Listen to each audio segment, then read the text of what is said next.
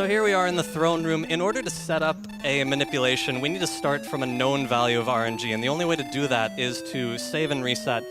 And when you continue your quest, the game is going to give us an RNG checksum that's based on the sum of basically all of your stats, your strength, your gold, your level, and even your name, which is why I had to choose the name exclamation point for this run. And then from that point, we can proceed down a known path as long as we we map everything out in advance. It's pretty complicated, but I've got notes here. So we're going to save and reset. We're going to see what this looks like.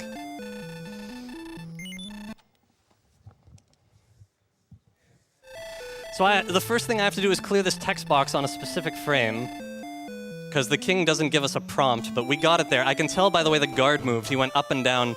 It turns out the RNG that governs random encounters in this game also governs the way that NPCs move in this game. So we can use their movement to track what's going on.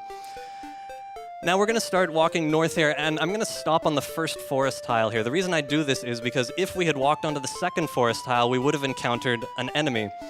So when we stop on that square, we're locked in place for 16 frames, and the RNG jumps forward 16 values, effectively allowing us to cycle past that encounter.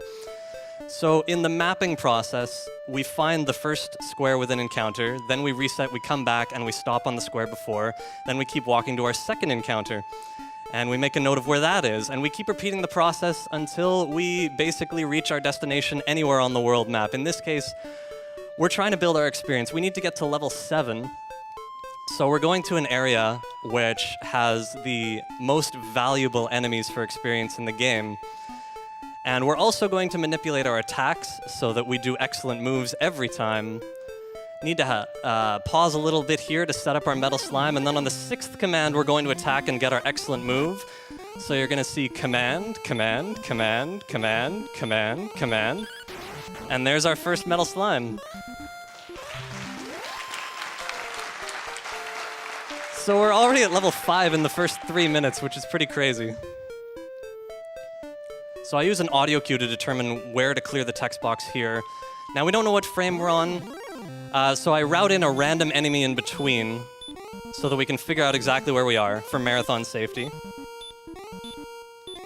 Very important that we act first against that enemy. And now we have to pause a little bit here as the RNG cycles forward to our second metal slime. Where is he? There he is. Now here I'm going to do an arrow manipulation. I'm just holding the up arrow and then attacking on the third flash. We get our second excellent move on our second metal slime. 2 more to go. Again, I'm going to use an audio cue to clear this text box. We're going to get either a Wraith Knight or a Knight.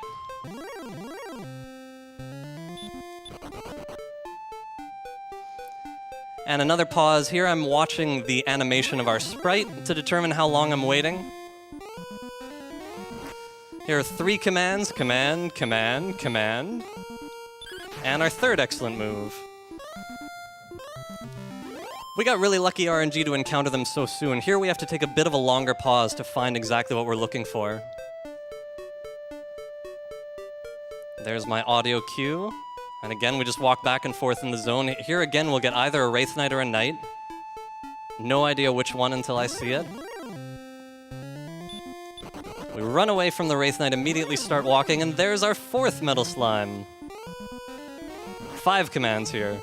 Command, command, command, command, command. And our 4th excellent move. So we've arrived at level 7, where we learn the sleep spell.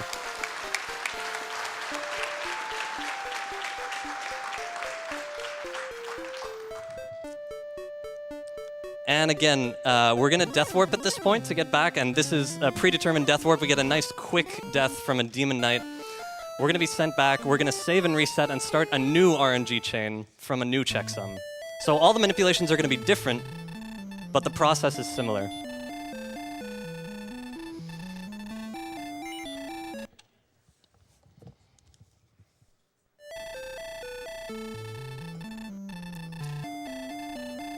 Oh.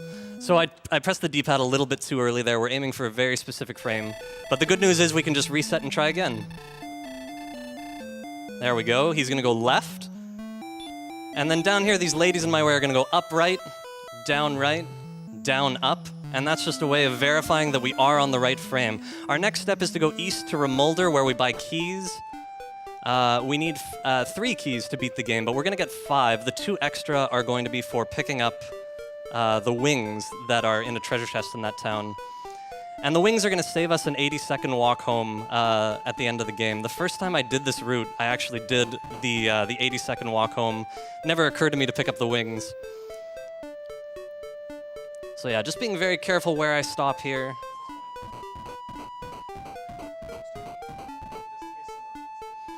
A long pause here.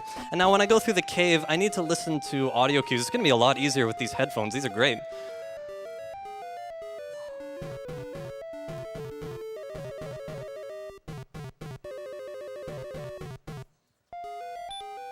All right, we're clear and on our way to our gold man. Now, a gold man would make short work of us without the sleep spell, which is the first reason we need to be at level 7. So we're going to put him to sleep, and we're going to manipulate all of our hits for maximum damage, essentially, or near maximum.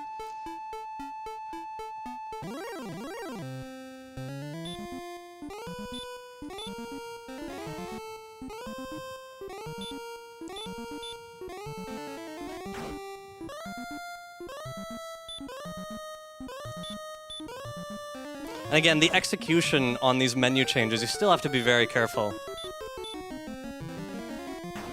All right, 2 commands here for the last hurt. And this hurt is to manipulate him so that he gives us enough gold. On the frame where he's killed, it determines how much gold he gives. We get 196, which is just barely enough.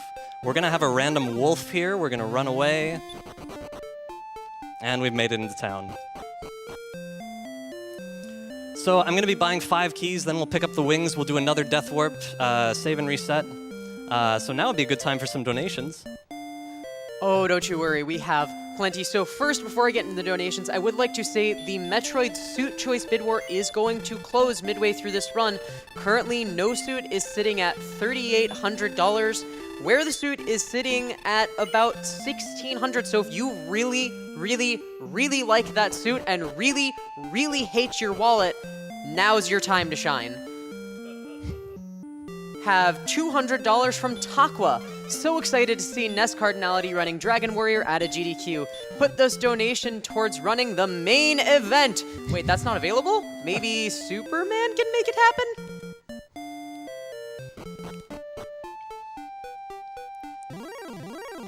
$20 from Pikabuck says, using RNG manipulation to get my comment read. Command? Command? Command.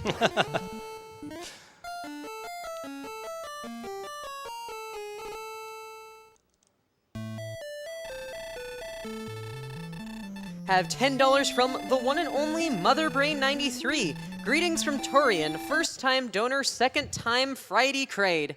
Good luck on the run, McFly. Oh, and congrats on your new PB in Karnov. Feels rid, man. All right, we're into the next section here.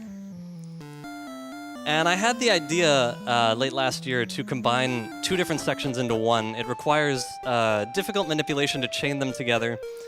After we defeat the Axe Knight to get Erdrick's armor, which is necessary to get through Sharlock without taking damage from barrier tiles, we're not going to know what frame we're on when we have 2 text boxes to clear. Every time we have a text box to clear, the game doesn't give us a prompt to make some sort of buffer to leave us on a known RNG value. So I'm going to encounter a random enemy, and we're not going to know which one it is until we see it.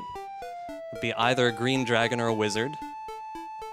And we're going to use that to determine what frame we're on and set up a second manipulation chain out of Hawksness. Now this path turned out pretty nicely. There are only 4 stops on the way to town here. The last one is right here, and then there's just one more inside.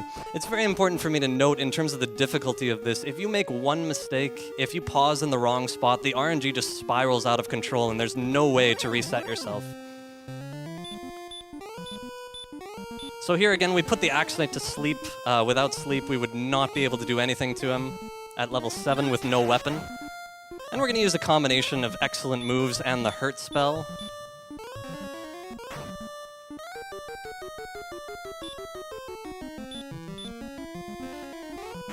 I found another nice early excellent move here. Excellent moves do more damage than the hurt spell, but they're only worth using if they happen early. So I found 2 nice early ones there. So this part is kind of difficult, but I'm going to clear 2 text boxes and hopefully it works out all right.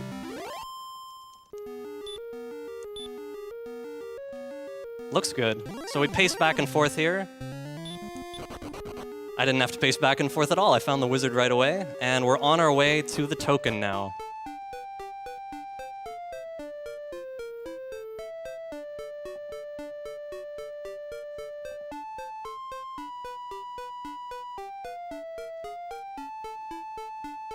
In this particular section, I follow my notes pretty closely because the path to the token is different based on the enemy I encounter.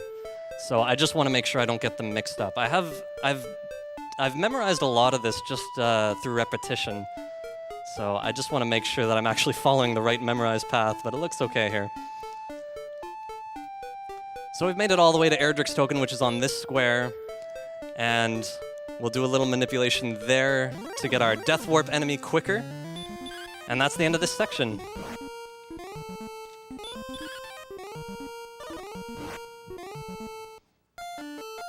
Gonna take this opportunity to thank you.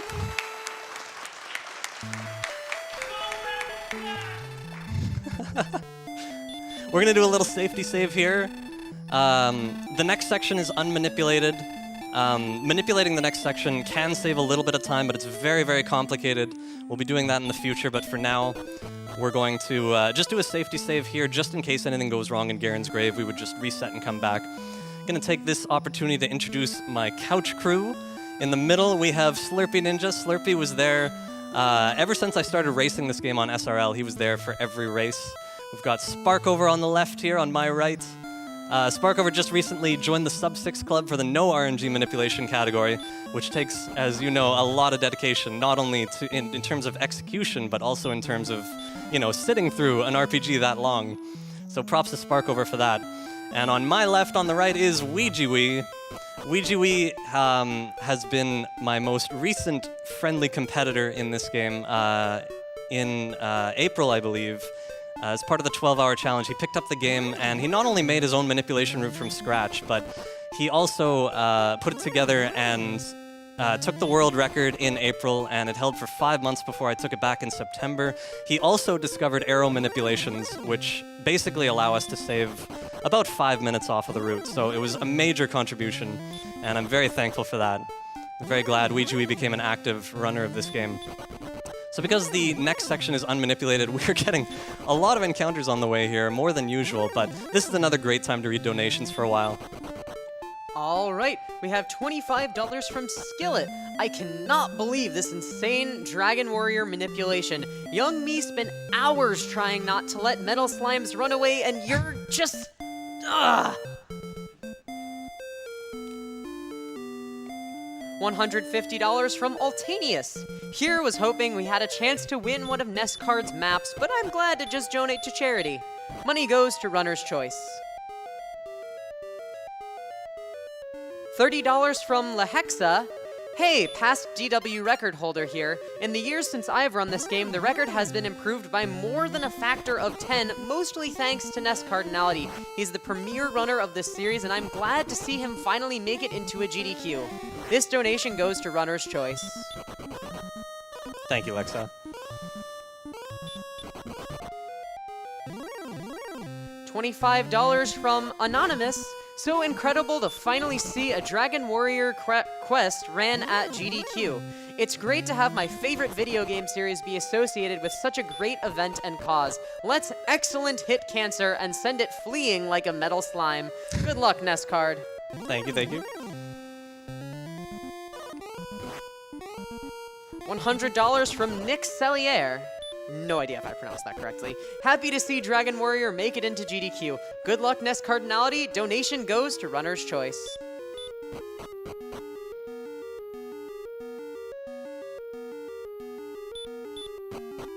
$200 from Jam Crow. Hey, AGDQ. Been looking forward to this Dragon Warrior run all week.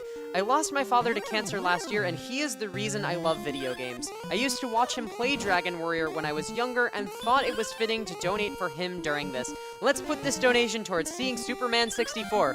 Go, descendant of Erdrick, and destroy that RNG and cancer.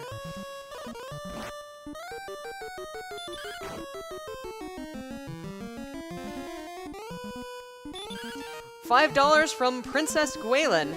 Ness, help me, I have been kidnapped by a green dragon. Oh wait, I think I hear you coming down the corridor. Ness, help, I'm in here. Ness, please help. Wait, where are you going? That was beautiful. So for those who don't know, we're not going to be saving the princess in this game. I think the developers just assumed that you would as a natural part of the progression, but it is possible to beat the game without saving the princess if you know where Erdrick's token is, which we do. So we don't end up saving her, and the king seems to be all right with him when we go back.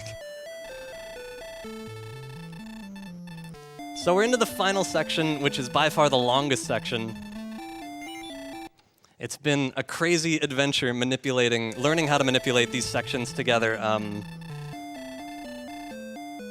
Okay, I got a good frame there. So the NPCs downstairs are gonna go up, up, down, right, down, right. So we're good.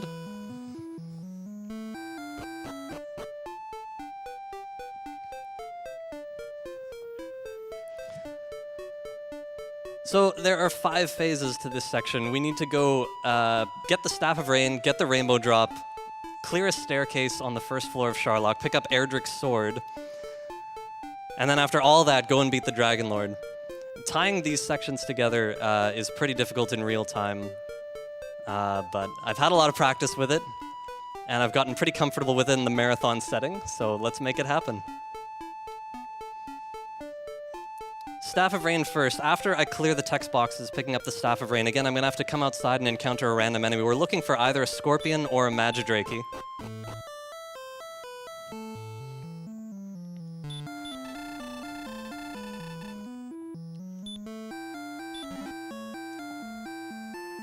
Okay, those are perfect text box clears, so we should be fine when we get outside.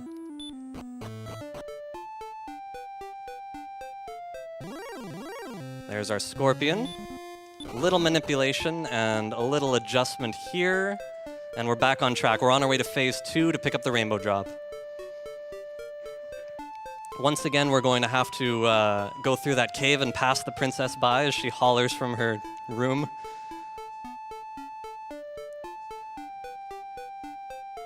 We're gonna stop here, still avoiding random encounters all over the place, and a little pause here.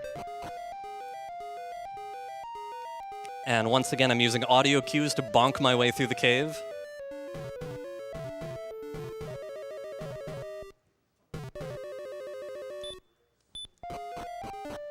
Pause here, and continue on our way south.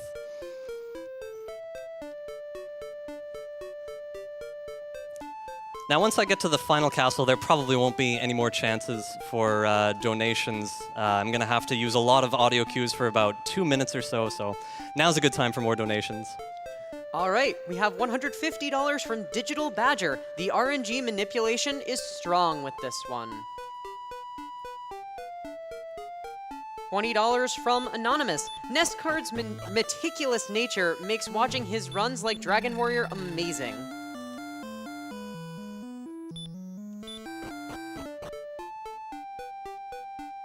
$20 from J Dryad, longtime donator, first-time viewer. Sure.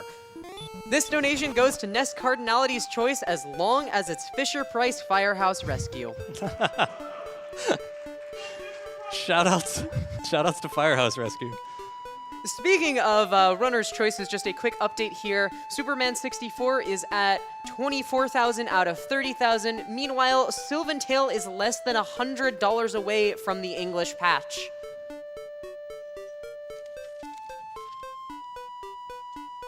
$20 from Shy Ranger. This Final Fantasy game sure looks different.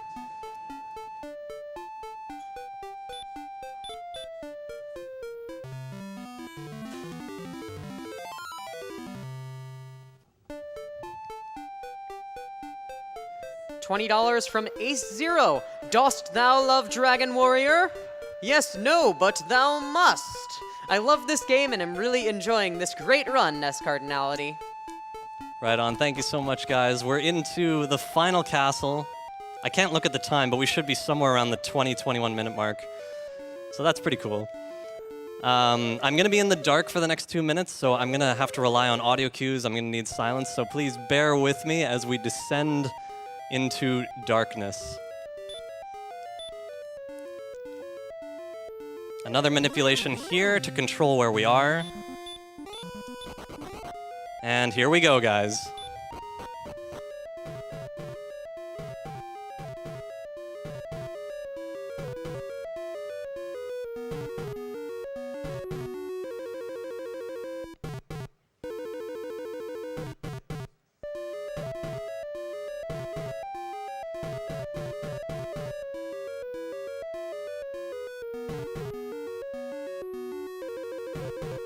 There's the first floor.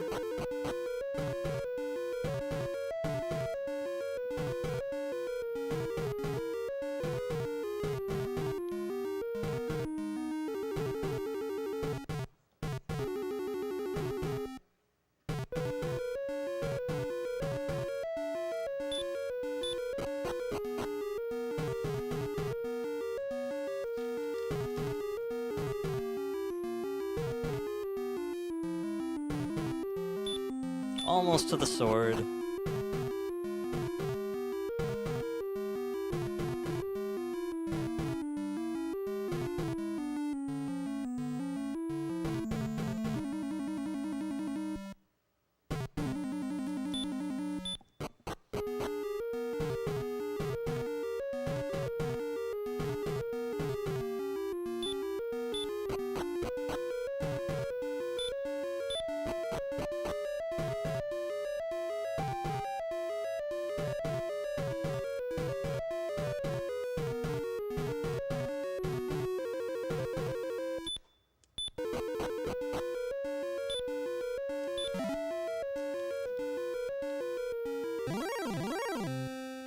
Alright, we're 2 steps away from the staircase.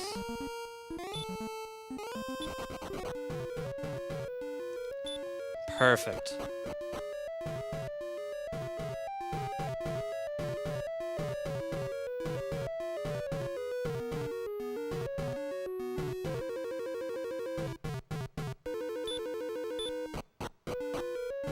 On our way down to the Dragon Lord now.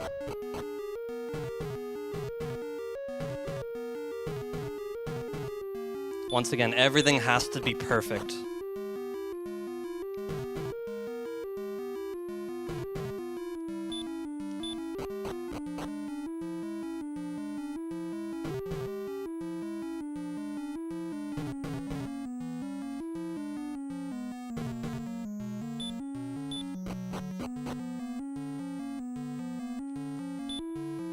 All right, now we can see where we are. We don't need to rely on audio cues anymore. We can breathe a bit of a sigh of relief.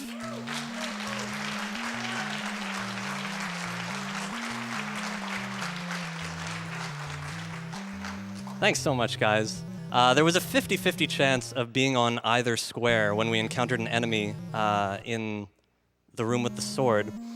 We got the one where we get to do the nice fancy little manipulation here to set up our final encounter. It goes a little something like this. All right, we're good. So the Dragon Lord, the process of mapping out this battle is very time-consuming. First of all, the reason we get the sword is so that we can do enough damage to actually do a significant amount in the first round. We could beat him without the sword, but we'd be doing 1 damage per attack, and so it would take probably about a half an hour to beat him that way. Definitely worth it to detour for the sword.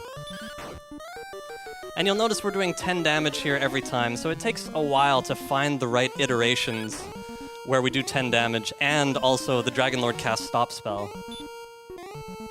We need him to cast Stop Spell every time so that we don't take damage, and he only casts Stop Spell 25% of the time. So it can take a while to find the right iterations where we get the desired results, but it's nothing compared to the second form of the Dragon Lord, which is coming up shortly. Here's our last hit on the first form.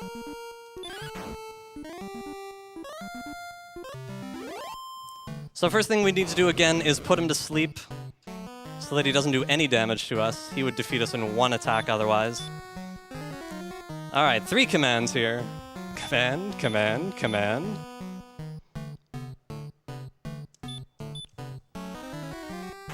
And again, we have to be very careful how we do these inputs. So every hurt spell has a 1 in 16 chance of hitting the Dragon Lord. And in addition to that 1 in 16 chance, it's worse than that because we needed to do the higher range of damage. And if that weren't enough, we also need the Dragon Lord to stay asleep. Every turn, he has a 1 in 3 chance of waking up. So if you put that all together, we have about a 1 in 96 chance of getting an iteration that we want, a desirable result.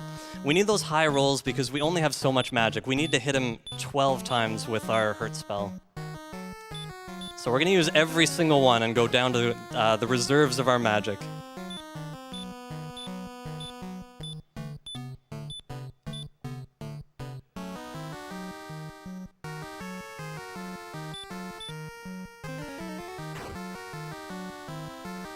No commands here, just an arrow manipulation. I'm just holding the up arrow here. As long as I'm holding the D-pad in a direction that the arrow cannot move, the cursor, it's essentially locked in place for a predetermined multiple of frames. And that basically means we can control our motion out of it and keep our control of which frame we're on in terms of RNG.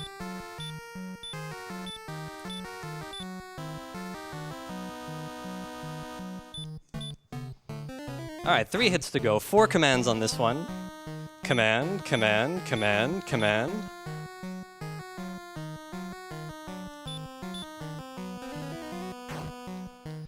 And just an arrow manipulation here. And finally, 2 commands to finish it off. Command, command. That should do it. We got him.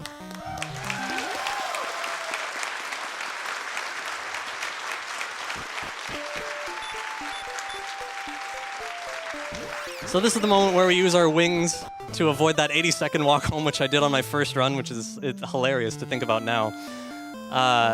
Time ends on last input, which I'll give you a quick 3-second countdown for. It's kind of difficult to gauge where it is. 3, 2, 1, time. Ladies and gentlemen, let's give it up for that absolutely incredible run. Anyone can just speedrun a game. You have someone here who has taken complete control of this game, moving through the dark, manipulating RNG. Absolutely incredible NES cardinality. Let's give it up.